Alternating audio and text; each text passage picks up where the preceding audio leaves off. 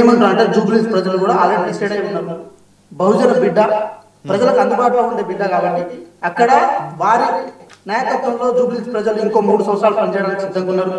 వారి యొక్క గొప్పతనం ఎవరు ఎన్ని ఇంటర్ప్రిట్ చేసినా, ఎవరు దాన్ని రాంగ్ వేలో తీసుకెళ్ళినా కూడా వారి గొప్పతనం ఏంటో వారి ఇల్లు వాళ్ళ ఇంట్లో అందరూ ఇంటలెక్చువల్ చదువుకున్న వాళ్ళు, ఒక మంచి సాఫ్ట్ ఓరియంటేషన్ లో పనిచేసుకున్న వాళ్ళు కాబట్టి ఎవరెవరికి ఏమేమి దానాలు చేస్తున్నారో తెలుసు. తెలంగాణ ఉద్యమంలో ఎవరెవరికి ఏం సహకారం చేస్తున్నారో తెలుసు. ఏది ఏరు దాటేస్తుందో ఎవరు తెడ్డు తగిలేశారో కూడా తెలుసు. సో ఇవన్నీ జూబ్లీస్ ప్రజలకు తెలుసు. జూబ్లీస్ లో బస్తీ ప్రజల నుంచి మొదలు పెడితే ఎలైట్ పీపుల్ వరకు అందరూ కాంగ్రెస్ పార్టీ మద్దతుగా ఉన్నారు. ఇంకో ఈ రోజు ఒక్క రోజే ఈ రోజు ప్రచారం ఉంది, రేపు ఎల్లుండిలో డిసైడ్ అయిపోతుంది. మేము 100% మంచి విశ్వాసంతో ఉన్నాం. దాదాపు 30,000 ఓట్ల మెజార్టీతో గెలవబోతున్న విశ్వాసంతో ఉన్నాం. ఆ అతి విశ్వాసంగా దాన్ని చూడకుండా ఇంకా మేము ప్రచారం చేసుకుంటాం, ఇంకా మేము ముందుకు వెళ్తాం. సార్ ఒక మాట నేను ఏమంటున్నా అంటే, తెలంగాణ రాష్ట్రం ఒక మిస్పర్సెప్షన్ ఏం బిల్డ్ అవుతుందంటే, తెలంగాణ రాష్ట్రం అప్పులు అంటే బయట నుంచి తెచ్చిన వాటిని అప్పులు అనుకుంటున్నాం సార్. కానీ మనం కట్టాల్సిన బకాయిలు కూడా అప్పుల కిందకి వస్తాయి సార్. ఒక ఇంటిని మనం ప్రారంభంగా తీసుకుంటే మనం బయట నుంచి తెచ్చుకున్న అప్పులకు వడ్డీలు ఉంటాయి, కానీ బకాయిలకు వడ్డీలు ఉండవు సార్. వడ్డీలు మాత్రమే బకాయిలకు ఉండవు, అంతే తప్ప బకాయిలు అనేవి అప్పుల కిందకి రావాలని అనుకోవడానికి లేనే లేదు. ఈ రోజు విద్యుత్ శాఖ కానీ, పంచాయతీరాజ్ శాఖ కానీ, లేకపోతే ఇండస్ట్రియల్ శాఖ కానీ, ప్రతి శాఖలో ఈరోజు అప్పులు ఉన్నాయి. విద్యాశాఖ, హెల్త్ శాఖ, ప్రతి శాఖలో అప్పులు ఉన్నాయి. ఏది అప్పులు బకాయిల రూపంలో ఉన్నాయి, దాదాపు 1000 కోట్ల వరకు. ఇక విద్యుత్ శాఖలో అయితే 1,00,000 కోట్లు ఉన్నాయి. సో ఇలాంటి శాఖల్లో అన్ని బకాయిలు ఉన్నాయి కాబట్టి ఆ బకాయిలు మనం పెట్టిన వాళ్ళందరూ ఇంట్లో కూర్చొస్తారు. సరే ఇచ్చినప్పుడు ఇస్తారని అనుకోరు, వాళ్ళు కూడా వస్తారు. ఏది ప్రభుత్వం దగ్గర కూర్చుంటారు, మాట్లాడతారు, బెదిరిస్తారు.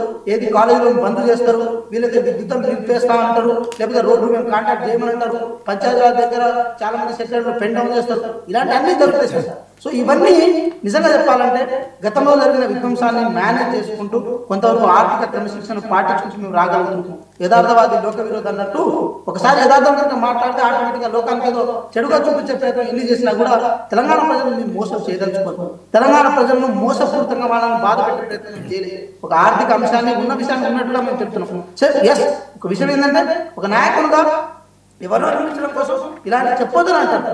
కానీ వీళ్ళు చేస్తున్న కొంత ఇప్పుడు కాలేజీలో చూడండి, ఒక మాట కాలేజీ విద్యా వ్యవస్థలో గౌరవ ముఖ్యమంత్రి గారు రిఫార్మ్ తీసుకొద్దాం అనుకున్నారు కాబట్టి ఉన్న విషయాన్ని బయట చెప్పే ప్రయత్నం చేస్తున్నారు. సో సార్ నేను ఏమంటున్నా అంటే, ఒకసారి మీరు జూబ్లీస్ పార్లమెంట్కి వచ్చినప్పుడు ఎన్ని కుయుక్తులు పన్నా, ఎన్ని రాంగ్ ఓరియంటేషన్ చేసినా కూడా జూబ్లీస్ ప్రజలు 100% ఆల్రెడీ క్లియర్ కట్ గా ఒక స్టాండర్డ్ గా ఉన్నారు. సైలెంట్ ఓటింగ్ జరుగుతుంది సార్, బయట హడావి లేకుండా ఇంకేదో లేకుండా సైలెంట్ ఓటింగ్ జరుగుతుంది.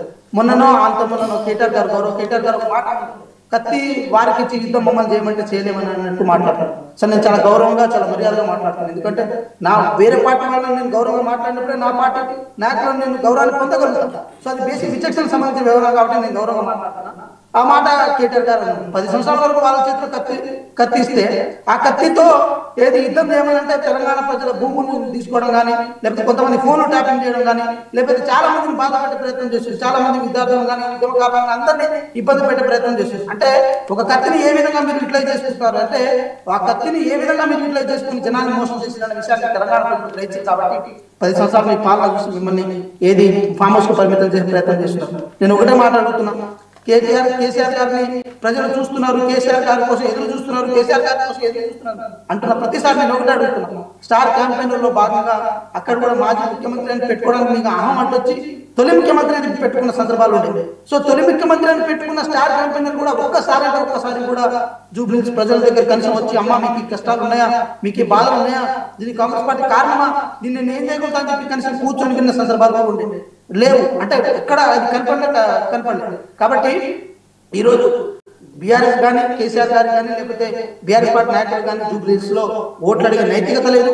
వారు ఎన్ని చేసినా కూడా కేవలం ఇది కుయుక్తు రాజకీయాల్లో భాగంగా దీన్ని ఏదో ఛాలెంజ్ గా వాళ్ళు తీసుకుని వాళ్ళు ఏది వాపును బల్పనుకునే ప్రయత్నం బాగా చేస్తున్నారని మాత్రమే అనుకోవడానికి ఉంటుంది. కానీ ఎక్కడ అంతకంటే ఇక బీజేపీ గురించి మాట్లాడాల్సి వస్తుంది. బీజేపీ కనీసం వాళ్ళు ఒకటి ఏంటంటే, కనీసం తెలంగాణ రాష్ట్రాన్ని ఉంది, ఇక్కడ కూడా మాకు 2 మంత్రులు ఉన్నారు, ఇక్కడ 8 మంది ఎంపీలు ఉన్నారు, 8 మంది ఎమ్మెల్యేలు ఉన్నారు భావన వాళ్ళు ఎక్కడ కలగలేదు. వాళ్ళ కేవలం ఎంతసేపటికి మత రాజకీయాలు, ఎంతసేపటికి ఏది ఇక్కడ పుల్లలు పెట్టావు అక్కడ పుల్లలు పెట్టడం మాత్రమే తప్ప మేము పలానా ఇది ఇచ్చినాం, ఇది ఇచ్చి మేము ఓట్లు అడుగుతాం, ఇది ఇచ్చి మేము చెప్పుకుంటామన్నా ఎక్కడ వాళ్ళకి ఆ భావన లేదు, ఆ భావన కనపడలేదు. కాబట్టి బీజేపీ నాయకులు కూడా మేము ఒకటే అడుగుతున్నాం, తెలంగాణ రాష్ట్రం అనేది ఆత్మగౌరవం ప్రత్యేకత ఏర్పడిన తెలంగాణ రాష్ట్రంలో అభివృద్ధి జరగాల్సిన ఆవశ్యకత ఇంకా ఎక్కువ ఉంది.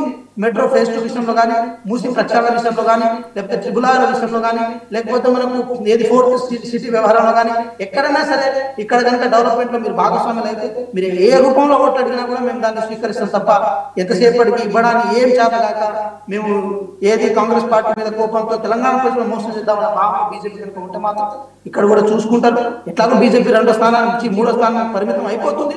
కాబట్టి కాంగ్రెస్ పార్టీ రేపు రాబోయే జూబ్లీస్ ఎలక్షన్ లో నవంబర్ 14 తారీఖు మళ్ళీ ఇదే 99 టీవీ డిబేట్ లో ఏది సంబరాలు చేసుకుంటూ కాంగ్రెస్ పార్టీ కార్యకర్తలుగా మేము డిబేట్ లో పాల్గొంటామని చెప్పి విన్నవించుకుంటున్నాం సార్.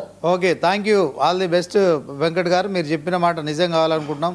సో వెంకటరెడ్డి గారు, ఇప్పుడు ఒక